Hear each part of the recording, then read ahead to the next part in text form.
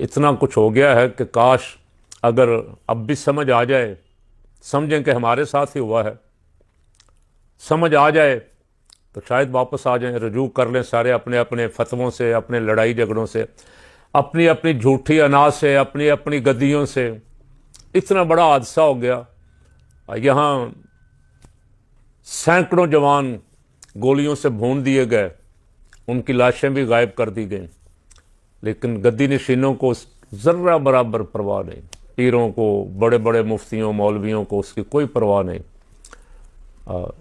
پاکستان بنانے والے یہی تھے قائد اعظم کے ساتھ جو کھڑے ہوئے، یہ کانگریس کے ساتھ کھڑے نہیں ہوئے۔ دہشت گردی کے خلاف کھڑے ہونے والے بھی یہی تھے جو ہمیشہ پاک فوج کے ساتھ کھڑے ہوئے۔ کیا ہوا آخر؟ کہیں نہ کہیں تو کوئی سازش ہوئی ہے نا، کہ اس طرح گولی چلانے کا حکم دے دیا گیا اور گولی چلا دی گئی،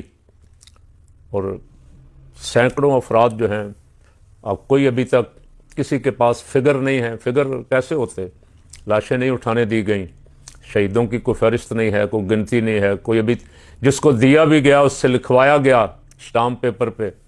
کہ وہ کوئی قانونی کارروائی بھی نہیں کرے گا، وہ جنازہ بھی خاموشی سے چھپ چھپا کے پڑھائے گا۔ جن کو دیے گئی لاشیں ان کے ساتھ بھی عہد و پیمان ہوئے۔ غزہ میں بھی میرا خیال ہے لاشیں تو اس طرح غائب نہیں کی گئیں ابھی تک۔ جو اسرائیلی مارے گئے، جو معاہدہ ہوا امریکہ، فلسطین، عرب ممالک کے درمیان صلح کا معاہدہ، غزہ کا امن معاہدہ جسے کہا ٹرمپ، جس میں آیا سعودی عرب، قطر اور کچھ عرب ممالک اس میں شریک ہوئے، مصر وغیرہ، اس میں جہاں اتنا ظلم اور بربریت ہوئی، وہاں میں حیران ہوتا ہوں ابھی تک وہ غزہ والے مسلمان مجاہدین اسرائیلیوں کی لاشیں تلاش کر کر کے دے رہے ہیں، ملبے سے نکال نکال کے کہ بھئی یہ بھی تمہارے کسی کی لاش ہے، یہ بھی لے جاؤ، یہ بھی لے جاؤ۔ انہوں نے جو اغوا کیے ہوئے تھے بندے وہ بھی واپس کیے، اور جن کی لاشیں ان کے پاس تھی وہ لاشیں بھی واپس کی۔ یہاں تو بھائی دونوں طرف کلمہ پڑھنے والے ہیں، مسلمان ہیں،